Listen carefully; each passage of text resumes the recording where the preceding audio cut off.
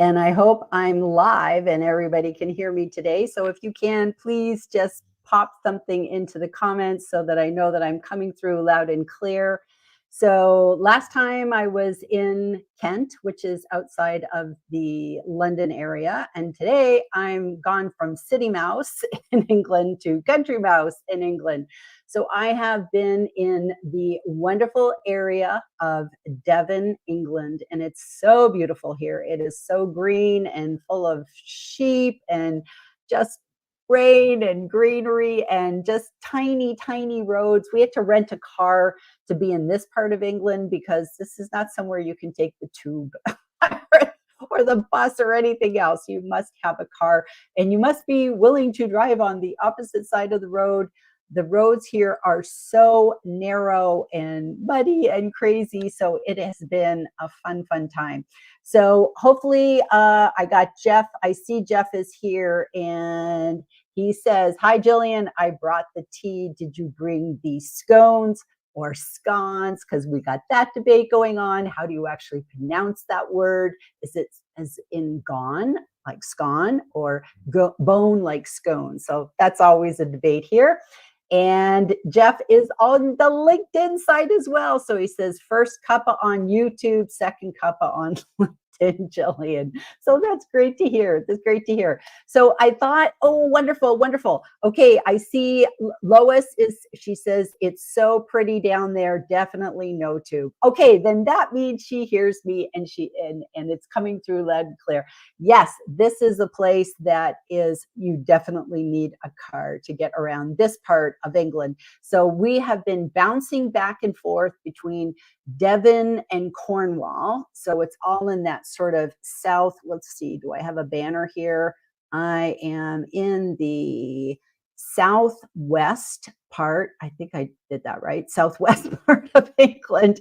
And it's absolutely gorgeous here. And I love it that we're in Devon. So every time we go for a drive, we go into Cornwall and then we come back to Devon. So we're bouncing back and forth. So I thought I would just kind of do what I did last time and do like a little slide share and show you some of the stuff that I've been seeing here, just so that you can see it all and you can kind of come along on the journey with me. So the Devon area is known for being on the coast, and we have pretty much tried every day to get to the coast, and there's just so much to see here. But there's been like some crazy hurricane going on here. So it's like, what happened? I brought the weather gods with me. I was ordering nothing but sunshine.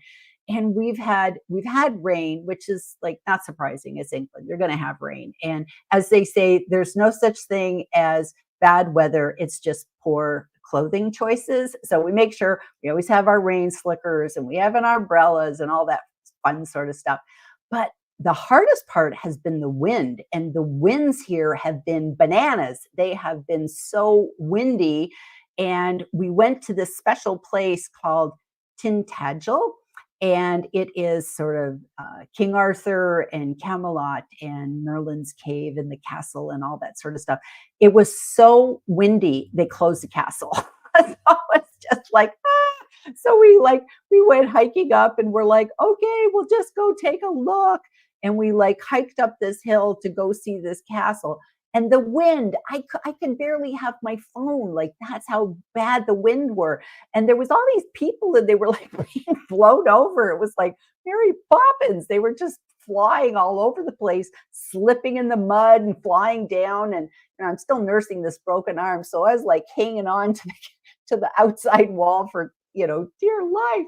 So the weather here has been kind of crazy. But anyways, we are in the Devon area. And as I said, part of being in Devon is you want to go to the sea. So my sister has joined us for this leg of our English trek.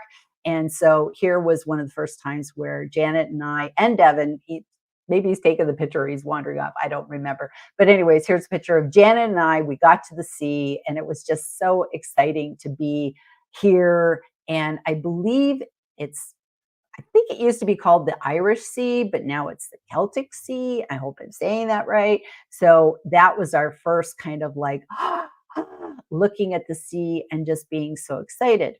So guess who else I saw at the sea? none other than our lovely friend, Sarah Burgess. And this was wonderful. Sarah comes out to Cornwall all the time. She lives sort of outside the London area. I believe she lives sort of around Reading. And she, if you hear some weird screaming going on, there's peacocks. There's peacocks at the resort we're staying. And we have yet to find out the story of why peacocks are here, but literally we have sliding glass doors and the peacocks come right up to doors. And I went to go take a picture. I was going to send it to Tina Jarvit, and I was taking a picture of these peacocks. And then like was like a horror novel. One was there kind of, pruning, showing his, beautiful feathers. And the next thing I know, there was like another peacock and another peacock. And I thought, oh, they're going to try and come in the house. So I had to shut the door.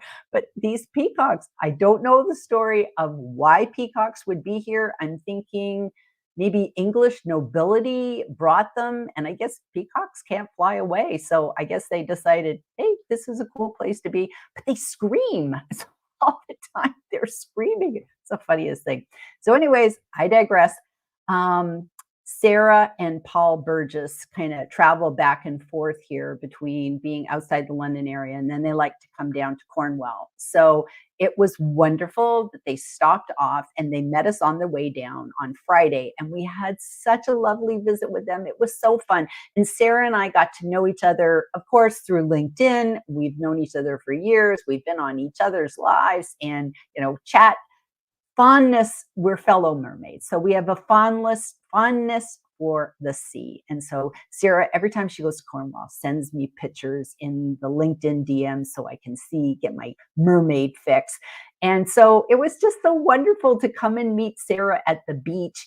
And of course, I got to meet Paul for the first time. I never knew Paul was so tall. So now I'm going to call him Tall Paul. And their beautiful, sweet dog, Bella. So I got to meet Bella, and she's just the darlingest dog. And then afterwards, what we did was we went into the town. We were in a little town called Bude. I hope I'm pronouncing it right. And we went to a Cornish pasty cafe, and we had Cornish pasties and coffee. And it's amazing. Bella could come in because all well-behaved dogs go into everything here. They go into stores, they go into restaurants, cafes, you name it. Dogs are there. And the amazing thing is we were sitting one place and, of course, Bella's with us. And there was people right beside us with another dog. And the other dogs were like, not a problem. Where in America, they'd be like, they'd all be fighting each other. But it's like in Britain, the dogs are so well behaved. They don't scrap. They don't get into fights. They don't do anything. It's just so beautiful. So anyways, we had a lovely, lovely visit with them. And I have it on my bucket list to come back and go see where they live in their Cornwall house and Michael's Mount. And it's just a beautiful part of England. So next time, Sarah, I'm going to do that for sure.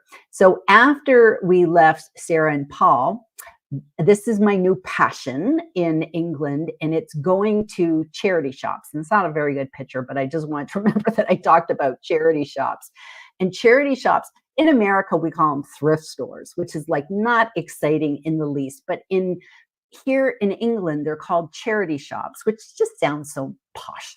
And the nice thing is you go into any town here and they're all in a row, and you might see here's a charity shop for Oxfam, or here's a charity shop for the Heart Foundation or Red Cross. They have all these different shops and they're all in a row. So literally you go into a town and you're like, okay, where's the town center? Where's the charity shops? Off I go.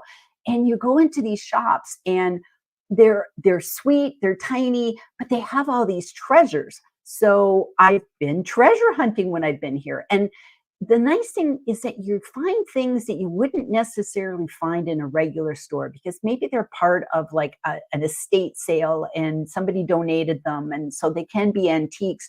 So one of the things that my son charged me with when I came over here is he said, bring me back a teacup. He wanted a bone china teacup and saucer. And I found like the perfect one. As a matter of fact, I found so many here that if I wanted to have a set of like 20, it would have been easy, but I just wanted to find a single. And after we left Paul and Sarah, and Bella, we went into the charity shop and I found the perfect teacup for my son. It's black and white and gold, and it looks very, very regal. I turned it over, bone china, made in England. So that's just awesome. And I started thinking about the charity shops and how they're all together. And it doesn't seem like they compete. And you would think like they would compete because they're different charities. But it's almost as if they put them all together knowing that you're going to browse. You're going to go to one and then you're going to go to the other. And I started thinking about LinkedIn because that's what I always do. And I thought, it kind of reminds me of who's viewed your profile. And I know that's something on LinkedIn that we can turn off or turn on. And a lot of people recommend turning it off so that when you, like the other people that your profile views. So if you go to my profile, that might say oh, other people might be viewed as Sarah Burgess, and it might say Tina Jarvitt and John Asperian and Lanier Johnston, all these different people that somebody comes to my profile also goes to theirs. And a lot of people turn that off and they're like, nah, I don't want to show my competitors. And I like to think of it as, well, I like to see who's I'm in good company with, and maybe I'm not the right person and they are better off working with the other people. Maybe they offer services that I don't offer. So I actually like to leave it on. I think Kevin D. Turner was the one that suggested I leave that on. And I like that. And so I kind of think of these charity shops is the same thing. They could be in competition, but they're more like in cooperation, knowing that people want to browse, have them all in one area. You can hop from one to the other and maybe pick up a treasure like a little teacup and saucer like I did. So that was one thing, was the charity shops. So here was sort of my big heart here. So we went to this little town called Port Isaac. And this has some really, really special significance for me because probably maybe 10, I don't know, maybe 15 years ago, because I don't have a math gene, so I never remember how long things are. But way back when, before LinkedIn, before I lived in Israel, when I lived in Utah, and Devon and I, my husband, we were raising our family, raising our kids. We started watching a show called Doc Martin. And it was a BBC show, and we absolutely loved it. And back then, Devon hadn't been to England or Scotland, and I'd been like years and years and years ago, like, when I was a kid's type of thing. And we watched this show, which all takes place in this little small village called Port Wen, which is actually filmed in Port Isaac. And I remember watching the show and Devon and I saying, one day, we're going to go to England, we're going to go to Cornwall, and we're going to go see where this show was filmed. And it was like, we set that intention, we set that dream. Now I'm thinking it was probably about 15 years ago. It was quite a long time ago. And it was just one of those dreams you have that go on your bucket list, and then you like put it on the shelf and you don't think about it. And then, of course, when we were coming to Uplift Live, we said, we must go to Cornwall and here's our opportunity to go see this town. And I did an internet search, I did a Google search, and I went, okay, there must be a walking tour, because if you've ever seen the show, you're going to want to know where's Doc Martin's house and where's all the characters in the show. It's a fabulous show. I recommend everybody go watch the reruns, see it on Netflix or Amazon or one of those. And I wanted to see everything, Miss Tissel's chemist shop, on all these places. So I found this thing on the internet. It was a walking tour. And literally, we parked the car up the top. Sarah Burgess told us to do that. She goes, Port Isaac's really, really narrow, so you don't want to drive there. So we parked our car at the top, walked into the town, and just, using my phone, we went through and we found every single place there. And it was absolute fab. And this is Doc Martin's house. And I turned to Devon and I said, we're here. We're really at Doc Martin's house. Now, of course, it's not Doc Martin's house, really. It's where they filmed it. And there's now people there with private property, like, please stop taking pictures in our window type of thing. But it was just such a reminder of, we set these little goals for ourselves. And when we finally accomplish them, you need to celebrate. And we did. We really did a happy dance. We were so excited that we got to see this. And then we said, when we get back home, we're going to go watch the whole series again, because it just kind of, now we've been there, it has a whole different feel, which is, just kind of magical. So I just wanted to share that with y'all, that sometimes we set those goals, we set the intentions, put them away, but when we actually can make it happen, it's very, very magical. And then, of course, this was our treat when we went to Tintagel.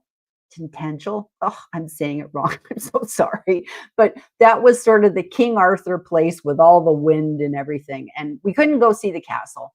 And we could have actually gone down to see Merlin's cave, but we'd have to go on the beach. You have to go when it's low tide, and it was low enough. But we were like so wind blowing that we were like, nah, I don't think we're going to make it to Merlin's, cave. So we just kind of looked at it and went, okay, got it. And then, of course, we had to do the big hike up the hill to get to the town. So we thought, okay, we're cold, we're wind blown. What are we going to do?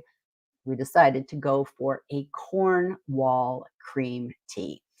And I have to give a shout out to Sarah Dodd, because she was the one couple of years ago that told me the whole thing of the great scone or scone debate, which is Cornwall versus Devon, and how in the two different places there's a tradition that's like kind of like fighting folks of this tradition of either you have your scones or scones with the Cornwall tradition is jam first. So they put, no, sorry, I did that wrong. Hang on a minute. It is, Cornwall is #jam first. So what they do is they take the scone, they put jam over it, and then this little thing with the strawberry in it, that's clotted cream. So you have to go on the internet and look up and see what clotted cream is, but it's like a special cream. It's not butter, it's sweet. It's a sweet cream. Whatever, you'll go look it up, you'll figure out what it is. It's sweet and it's lovely. And so the tradition is you put the jam and then you put the cream on top. So I decided this looked really hard to do, but I would try it anyways. And I'm telling you, my whole scone fell apart. So I think it makes me realize I'm a Devon person, because in the Devon area, they say, no. You put the clotted cream first, and then you put the jam on top. And they see the clotted cream as being like butter. So you would just spread it, even though it doesn't taste like butter. It's sweet. And then I think there's even parts of England where they actually put butter first and then the whole thing. So there's all these different debates. So I looked it up to see, who's the winner here? So it looks like it's more towards the Cornwall people. I think like just a negligible, like maybe 53% or something like that. And then like 47% or the other way, or 43%, something like that for the Devon people. And then there's people that are like, I don't know. There's always the I don't know category. And then there's the other people that are like, scones? Like what is that? Or they do it a totally different way. Peanut butter, what? Cream cheese, whatever. They're doing it a whole different way. So it's kind of fun. And I found that Queen Elizabeth, and I loved Queen Elizabeth, she was a Cornwall fan. So at Buckingham Palace, they did it the Cornwall way. So if you're a royalist, you would follow what the Queen says, and you would be #jam first. Right? I'm looking it up. Yeah. And Devon is #cream first, just so that you know the difference. And my end idea was, when in Cornwall, do what the Cornwall people do. When you're in Devon, you can do it everywhere else. And when you're back in America, nobody cares. So you can do whatever you want in America. So that's me and my crazy little slideshow for today. Just sharing with you all the different and goofy things I'm doing. I'll see if there's anybody. Yay, we do have some comments. So it's great. Oh, we got Kevin Turner. No debate, Gillian, Whitney, rock. So I know you have blood over here, Kevin. So I would like to know what you do. And I'm thinking that when we had our wonderful tea in Birmingham with Niraj and Tina and Kevin and Dana and everybody else that was there, we did I think we did the cream first with the jam on top, but I'm not 100% sure. So you'll have to remind me, Kevin, because I can't remember. So LinkedIn user, Lois Cliff. Yes, it's pretty on a good day. Yesterday they had high winds and a high tide. Apparently some beach huts got washed away. Yeah, like these beach huts, these are kind of cool here. And that people actually, I think they buy them like, like they're like condos. They're like these huts at the beach. And I asked Sarah and Paul, and I said, can they live in them? And they went, no, it's just to store your gear. So, but apparently they're not cheap. So those beach huts, oh my God, I couldn't imagine spending $50,000 for a beach hut and it gets blown away. But yeah, the winds here have just been crazy and whatnot. So yeah. Marcia says, hello, Gillian. Love the Living Your Best Life series. So that's what I'm doing. It feels so fun. But as John Experience says, if you have a content appointment, you keep showing up, even when you're on vacation. So that's what I'm doing. Although I'm not actually on vacation. I'm calling it a workcation because I'm still seeing clients. I'm still working. I wish I was at a point where I could just stop working, but I can't. So I found that there's challenges when you're doing work and vacation because you're going to have less of, each one. So you can't do everything. So I have blocked off certain hours so that my family we're able to go for walks. We're able to go do stuff. Today we went to a farm, which was really cool. We went to a farm down the road and we actually had a tour. I got to see donkeys and horses and little baby lambs. I got to actually pat one. So that was so cute. But that's because I blocked off the mornings and the early afternoons so that we can go out and do stuff. And then because of the time difference, I can work from sort of 4 o'clock on. So you can't do everything. That's why I'm not posting very much on LinkedIn, because in my opinion, if I was posting, I also have to be there to comment. So I'm just doing what I can do. So you do have to pace yourself, but I am still having a blast. Jeff says, what? Were they afraid the wind would blow down the castle? Well, the thing is, and he says, hi, Janet, the thing is with getting to the castle, you have to go across a bridge. And it's kind of funny, Jeff, because it reminded me of Monty Python and the Holy Grail, what is your favorite color? Those type of things. And I think the bridge, it was like you could, if you went to the bridge, you probably would have blown off the bridge. That's how crazy the winds here. I think they said 45 miles an hour were the gusts. And I heard in England, maybe it was in London, planes couldn't even land because it was so blustery here. So it was crazy. Kevin says, too cool to catch up with Sarah Burgess. It really was. It was so wonderful to see her and meet Paul and learn about all the stuff that they're doing. And it's just enough cannot be said for meeting your LinkedIn connections in life and having a cup of coffee. If you can, just a cup of coffee here and there, it's amazing. And I'm going to tell you, come back next Tuesday because I'm meeting a bunch of people in the next couple of days. So this train is not ending anytime soon. Jeff says, yes, Sarah, thanks for sharing the beach pics the other day. And we also made Jeff a little video when we were on the beach, but he couldn't hear anything of what we were saying because it was like whew, just the wind. So I should have brought that really good mic, and I didn't think to bring that. So next time. Peacocks were brought to Texas to kill snakes. Wow. Wow. And by the way, Kevin, I bet you had an awesome view of the eclipse. So I hope you have some pictures for us or you could share those. But I wonder if that's why they were brought here. If I didn't know that peacocks kill snakes. I hate snakes. So I would have a bunch of peacocks in my yard if I knew they killed snakes. So that's a good thing to know.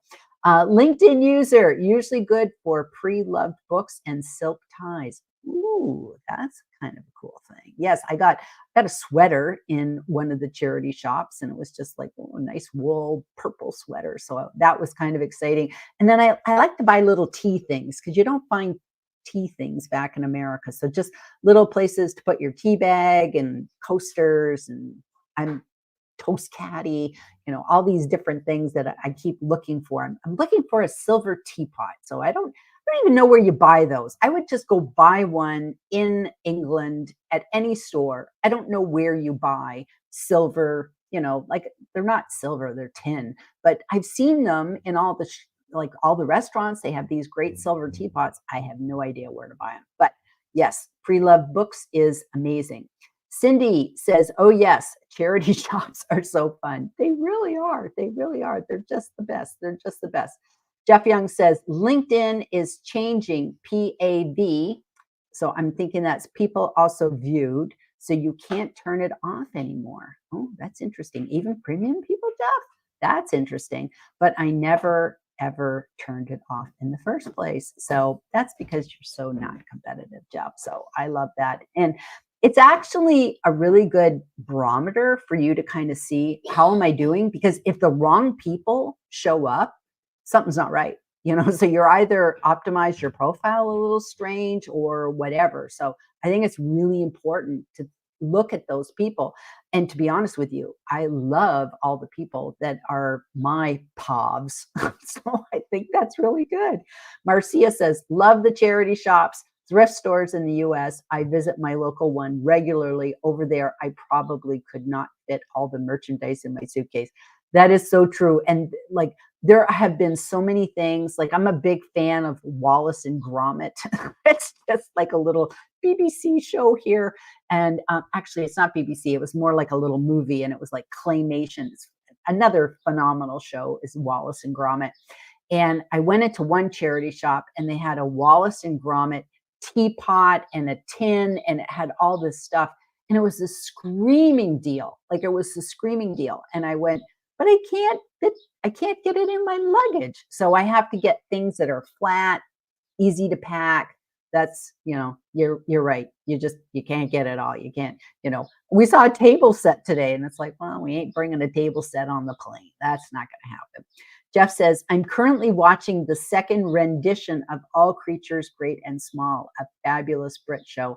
Absolutely. And I hope it's the original because, he says the second rendition. Okay, I have not seen that. I've only seen the very, very old one. And I believe that's all up in the Yorkshire area, which is where I'm going in the next couple of days. So I'll be up in Yorkshire. So, and I love the Yorkshire accents. But yes, that's just a beautiful part of England. Every part of England is absolutely beautiful. Beautiful, beautiful.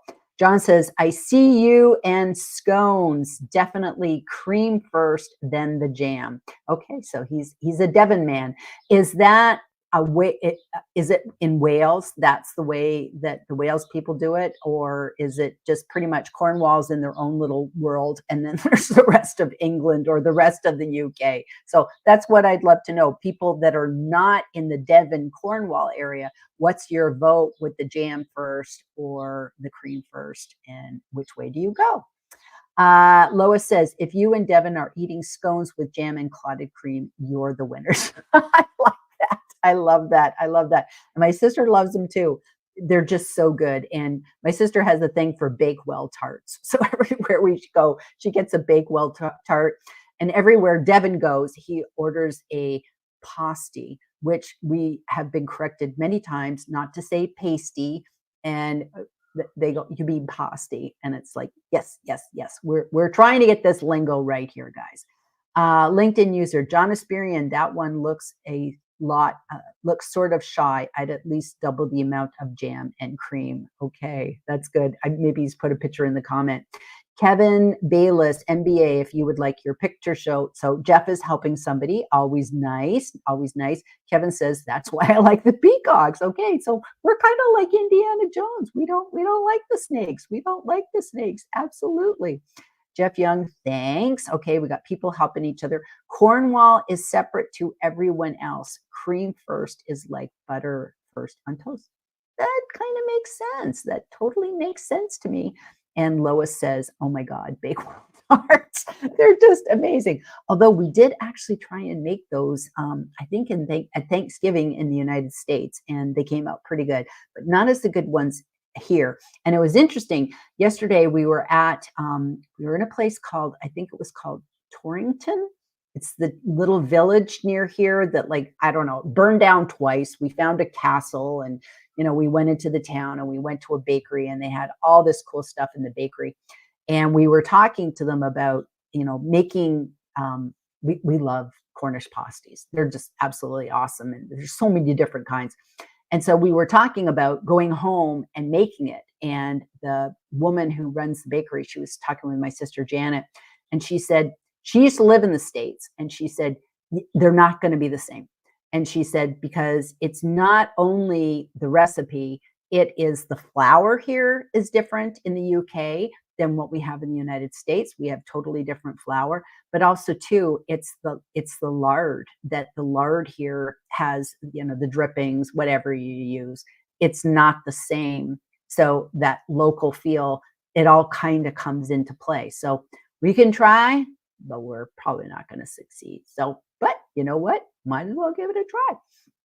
So, okay, I have reached my 30 minutes today with my little check-in for how I'm doing. I've got one more live, so I'll do that next Tuesday, and then the next day I'll be leaving. I'll be leaving on a jet plane. I'll be coming back to the United States, and then we'll get back to normal shows with guests. I've got 2 guests lined up for the rest of April. And so it'll be exciting to have my guests back on with me. As I said before, you never know what the internet's going to do. So I did not want to have anybody, get bonked on a live because I'm so busy traveling. So anyways, I'll be back in Kent next Tuesday. And so if you can join me, I'll tell you all the cool people that I'm going to be meeting in the next couple of days, and wrapping up. It'll be my final wrap up before I try and figure out how to get out of here. Because the hardest thing has been like trying to navigate trains, planes, and automobiles. And I'll just share one really silly little story. So when we were coming out to Devon, we had to take the tube, because we had to get somehow from St. Pancras train station to Paddington train station. And it was like, oh, they don't quite meet. So we had to go take the tube. And so we kind of like did it all, and we thought we were all good. And we went down and we found there was 2 different tubes that we could take, 2 different undergrounds. And so we asked the guy, where do we go? And he says, platform 1. So we said, okay. So we go down to the platform, and we see these other people, and they got luggage. So it's like, oh. And I said, are you going to Paddington? And they said, yes. And I said, which train do you take? And they said, the next one. And I went, okay. So we hop on the train, and we get on the train, and Devon's looking at the map, and he's going, something's not right. We're not going to the right place. And we had like 10 minutes to get from like one train station to the other. And then all of a sudden, I just turned to everybody on the train, and I went, does anybody know if this train is going to Paddington Station? And everybody took me on the train. And this man looked up and he went, no, you're on the wrong train. And I went, oh my gosh, what do we do? And he says, get off the train and just wait for the next one. And it's the Hammersmith. I think it was Hammersmith via Paddington. And so we did that. And then all the other people with luggage got off too. And we all got on the next train. And then we were like power walking through Paddington Station. We got onto our train with 3 minutes to spare.